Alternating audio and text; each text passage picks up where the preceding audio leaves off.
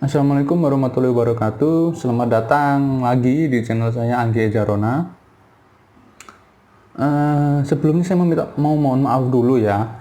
Untuk beberapa video sebelumnya saya masih nyebut nama Made for Property. Itu channel saya yang lama. Jadi saya lupa kalau udah saya ganti gitu pakai nama saya kan channelnya. Saya lupa saya masih pakai nama yang lama. Jadi nggak usah bingung ya. Apa nanti takutnya orangnya beda atau enggak, ini orangnya sama, nah channelnya aja yang ganti. Oke, langsung aja. Hari ini kita akan membahas tentang perbedaan antara KPR konvensional dan KPR syariah, dan ini yang banyak ditanyakan dan banyak dibingungkan oleh calon pembeli rumah dengan cara KPR. Yang mereka tahu biasanya kalau KPR syariah itu yang ikut yang ikut bank syariah ya mas. Menurut saya belum tentu sih gitu, tergantung cara transaksinya mereka gimana. Tapi hal ini saya akan mengkhususkan dulu yang kita bahas tentang KPR syariahnya dulu dan KPR konvensionalnya dulu. Nah nanti insya Allah yang tentang KPR menggunakan bank syariah itu apakah udah syariah atau belum, nanti insya Allah kita bahas di video selanjutnya. Oke, langsung saja. Yang jadi pokok perbedaan antara KPR syariah dan KPR konvensional itu adalah proses transaksinya, dan ini nanti juga menjadi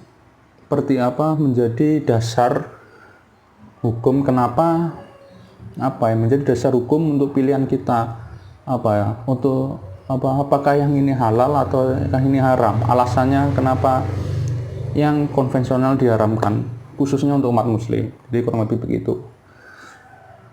Jadi emang beda jadi proses transaksinya. Yang pertama sebelumnya saya mencatat ada 6 poin perbedaan dasar dari proses transaksi itu ya. Yang pertama itu adalah pihak yang bertransaksi. Jadi gini, jadi kalau di bank konvensional itu kan kita transaksinya melalui 3 pihak ya kan ya, 3 pihak ini, yaitu kita sebagai customer, pihak bank atau leasing, ketiga baru developer. Jadi kalau kita membeli dari mana nih, kita gimana sih jarinya, kita mau beli rumah nih khususnya KPR atau kredit gitu kan ya, kita kan belinya ke developer. Cuma karena kita biasanya orang-orang nggak ada duit, kita pengajuan kredit dulu ke bank. Nah bank membiayai ke sini, nutup uangnya ke sini, tapi nggak dibeli loh ya, nutup uangnya ke developer. Nah kita nyicilnya ke bank. Jadi di sini nggak ada transaksi jual beli antara bank sama developer. Ini alasan pertama kenapa kredit yang konvensional diharamkan, karena terlalu memberatkan si customer. Nggak ada transaksi jual beli di situ. Jadi kurang lebih itu. Ini yang konvensional. Kalau yang syariah itu cuma ada 2 pihak aja, customer sama developer. Kalau kita mau KPR, kita KPR-nya langsung ke developer tanpa menggunakan pihak ketiga, dalam hal ini bank atau leasing gitu. Jadi langsung. Itu dari segi pihak yang bertransaksi. Lalu selanjutnya sistem bunga. Kalau menggunakan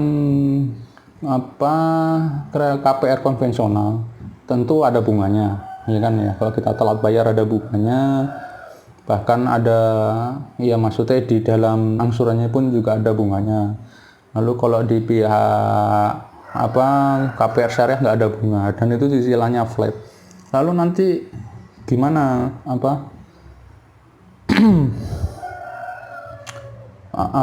cara pembayarannya atau proses cara pembayarannya ya, transaksinya.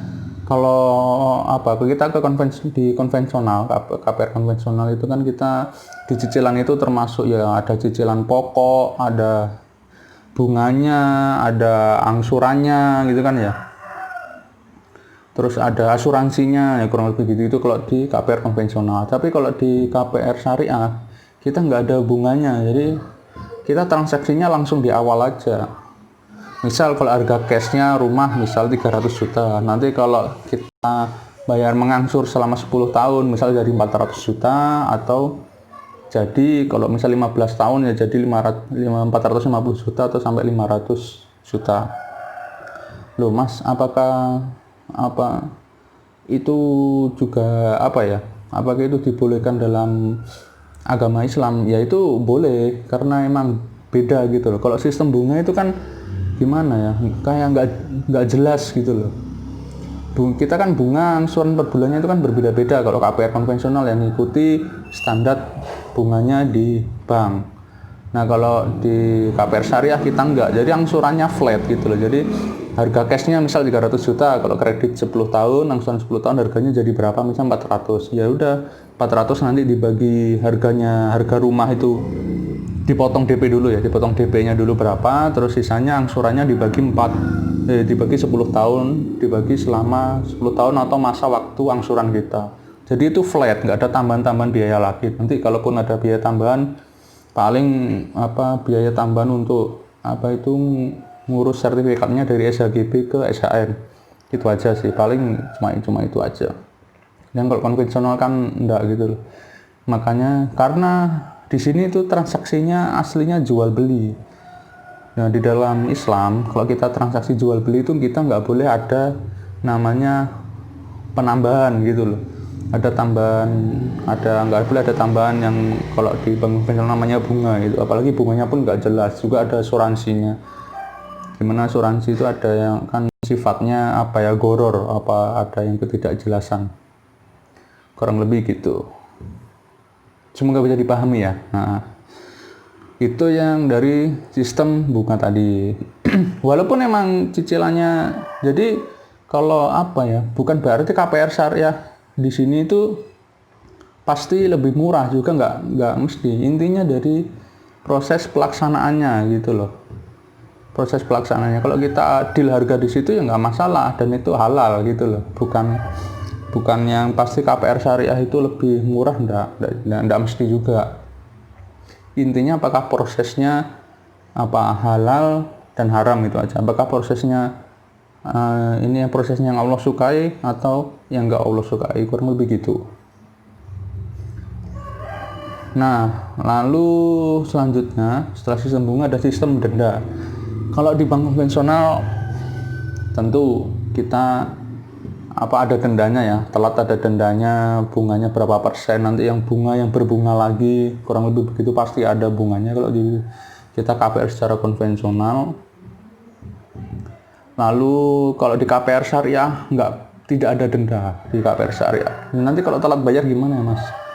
Iya nggak ada denda, emang gitu kesepakatan emang kita ya, jadi emang hukum Islamnya seperti itu. Karena kita transaksi jual beli kita nggak ada denda ya wis, karena intinya dan transaksi jual beli harga yang kita sepakati di awal ya udah itu gitu loh. Nggak boleh ada denda atau tambahan-tambahan yang lainnya, walaupun namanya diganti infak atau namanya diganti administrasi, udah nggak boleh, pokok harganya segitu. Nah gitu. Itu bedanya dengan transaksi konvensional dan KPR syariah dari segi dendanya. Jadi kalau ada misal kita keterlambatan ya nanti kita nego ke developernya, Pak gimana nih, saya ada urusan mendadak nih, misal ada keluarga yang sakit atau nyekolahin anak butuh biaya gede gitu kan, anak baru masuk sekolah. Nah itu kita nego langsung ke developernya. Nanti biasanya sama developernya dibuatkan jadwal angsuran yang baru. Nah kurang lebih gitu biasanya kayak gitu. Tapi ya intinya hubungannya kita ke langsung developer, nggak langsung ke bank. Tuh. Lalu sistem bunga udah, sistem denda udah, sistem sita. Ya kalau di bank konvensional, kalau kita ngikut KPR konvensional itu pasti ada sistem sitanya. Kalau kita telat nggak bayar 2 bulan, 3 bulan, udah bunganya bergulung-gulung kan ya, juga nanti rumahnya disita. Selain rumahnya disita, cicilan kita pun juga hilang. Walaupun kita angsuran 10 tahun, kita udah nyicil 8 tahun, kita gagal bayar 3 bulan aja, ya udah hilang semua gitu loh. Rumah hilang, duit hilang, ya waktu, tenaga dan hilang. Itu kalau KPR konvensional. Cuma kalau KPR syariah enggak. Mas, nanti gimana misalnya kita gagal bayar atau kitanya yang nggak bisa bayar ngelanjutin gitu ya, kita laporan aja, tetap laporan ke developernya, bilang aja, Pak, mohon maaf ini saya ada nggak bisa ngelanjutin pembayaran. Bilang alasannya mungkin karena suami pindah kerja, pindah kantor, atau ada ya sesuatu apalah, atau kita mau ngikut anak sekolah di luar negeri gitu kan. Ya syukur-syukur alhamdulillah putra kita keterima kuliah di luar negeri, kita mau ngikut anak Pak, gitu, mau nemenin anak. Silakan disampaikan ke developer alasannya apa, kenapa nggak bisa ngelanjutin pembayaran. Nah nanti solusinya gimana, kan nggak ada sita tuh, emang nggak ada sita. Jadi rumah ini dijual, yang jual boleh kita sendiri sebagai customernya, atau dibantu dijualkan oleh ke developernya. Terus uangnya nanti gimana? Ya udah, kita misal kita punya sisa angsuran ke developernya 100 juta, misal rumahnya lakunya 300 juta contoh ya. Ya udah, dari 300 juta itu kita potong dulu, sisanya 100 juta kita tutupkan ke developer. Nah rumahnya nanti sisanya jadi hak kita, ya hak kita sebagai pembeli awal dulu rumahnya, dan kita tahu harganya pasti naik gitu kan. Jadi masih ada kemungkinan kita dapat untung walaupun kita cicilannya nggak selesai gitu. Dari jual rumah yang udah 8 tahun kita tempati tadi kan harganya pasti naik. Ini kurang lebih gitu. Solusinya gitu. Jadi ini win-win solution. Kitanya pun sebagai pembeli nggak terlalu was-was kalau kita nggak bisa ngelanjutin pembayaran rumah kita, nggak bisa ngelunasi pembayaran rumah kita. Dan nggak ada denda, juga nggak ada sita, kurang lebih gitu. Lalu selanjutnya nggak ada penalti. Ini poin yang kelima ya, ini poin yang kelima. Tadi kan yang pertama itu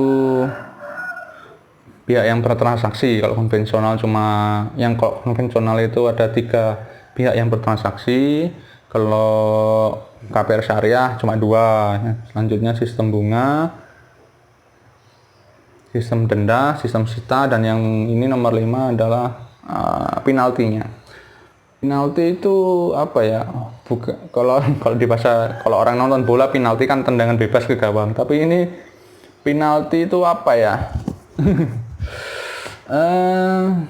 Itu loh, kalau misalnya kita ngelunasi lebih awal, tahu ya maksudnya. Kita punya angsuran 10 tahun, di tahun ke-8 mau kita tutup semuanya angsurannya. Kalau di bank konvensional itu ada penaltinya, ada hukumannya, mungkin denda berapa persen atau berapa rupiah gitu kalau di bank konvensional. Tapi kalau di KPR syariah itu enggak ada. Jadi developer malah senang kalau kita misalnya ngelunasi di awal gitu loh. Bahkan biasanya dapat istilahnya cashback. Biasanya gitu. Ada potongan sendiri dari developernya kalau kita ngelunasi di awal. Jadi kalau konvensional nggak ada penalti, kalau di bank konvensional ada penalti kalau kita ngelunasinya lebih cepat dari masa angsuran. Oke, nah yang terakhir adalah sistem BI checking. Kalau KPR syariah, dia kan nggak pakai BI checking, dan yang KPR konvensional tentu dia pakai BI checking. Dan kalau kita pakai BI checking itu prosesnya lama karena ya nunggu persetujuan dari bank, dan nggak semua orang kan bisa lulus BI checking gitu loh. Kayak misal yang karyawan kontrak itu nggak bisa, tentu jelas nggak bisa lulus BI checking. BI checking itu istilahnya apa ya? BI checking itu kalau bahasa saya itu kemampuan penilaian bank tentang kemampuan bayar kita ke bank itu loh, tahu maksudnya, tentang kemampuan bayar kita ke bank itu, atau istilah kerennya bankable atau apalah, bankable. Orang ini bisa nggak kira-kira bayar ke bank, itu perlu dilakukan BI checking, dicek dulu orangnya apakah ini kira-kira bisa bayar apa enggak. dan kriterianya itu lumayan cukup lumayan cukup banyak dan cukup rumit gitu loh. Yang pertama misalnya kalau karyawan yang kontra itu nggak bisa, jadi yang wajib bisa ngambil di bank yang lulus BI checking itu adalah karyawan tetap, dan gajinya pun juga harus yang biasanya udah di atas standar, karena kalau gajinya pas-pasan cuma masih 4 jutaan atau gimana, kalau ngambil rumah ya masih susah, paling rumah-rumah yang subsidi kan gitu. Nah, dilanjut lagi tadi karyawan tetap, syaratnya lulus BI checking itu usianya nggak boleh lebih dari 50 tahun tuh. Nah, ada masa umurnya ya. Dan tentu kalaupun dia dan selanjutnya usia 50 tahun, kalaupun dia pengusahanya pun wajib yang yang bonafit, dia punya rekening di bank dan juga dia punya itu laporan keuangan.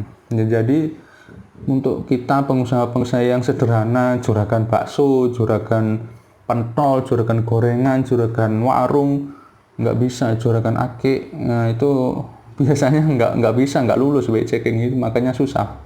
Padahal mungkin dia megang uang cash itu banyak, sirkulasinya itu banyak, cuma dia kan nggak pakai ATM, terkadang itu gitu loh, nggak pakai ATM juga nggak ada keuangannya, nggak ada laporan keuangannya. Orang biasanya habis hasil jualan di warung dikumpulin, besok buat jualan lagi, nanti sisanya ya buat bayar karyawan gitu kan. Itu kan pembayarannya cash, nggak lewat transfer, biar kebanyakan gitu. Kalau emang juragan itu kan ya nggak ada laporan keuangannya, jadi gitu. Nah, sedangkan kalau di KPR syariah itu siapapun bisa gitu loh, bahkan nilai persentasenya itu hampir 100%. Kalian setiap pengajuan itu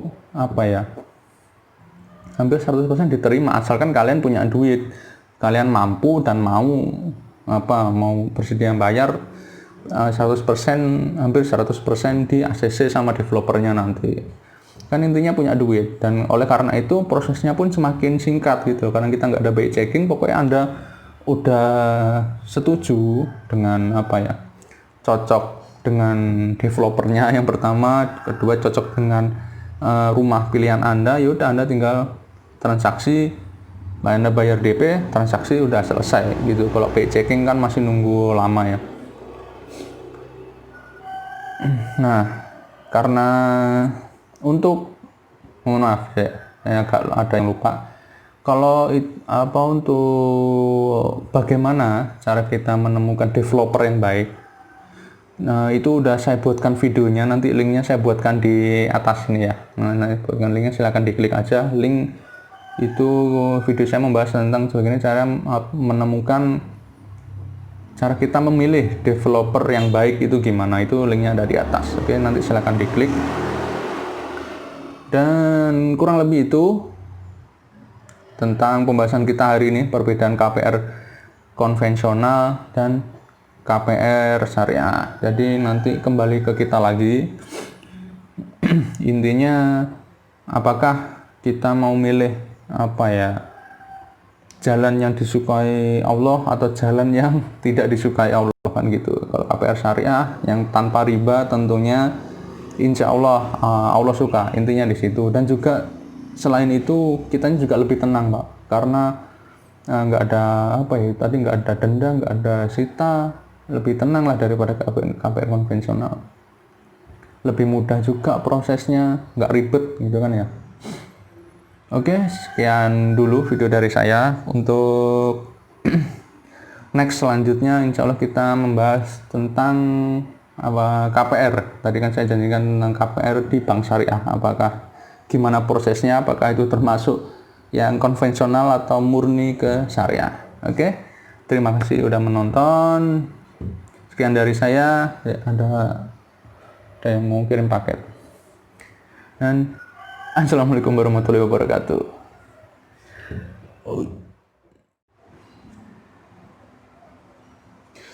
Assalamualaikum.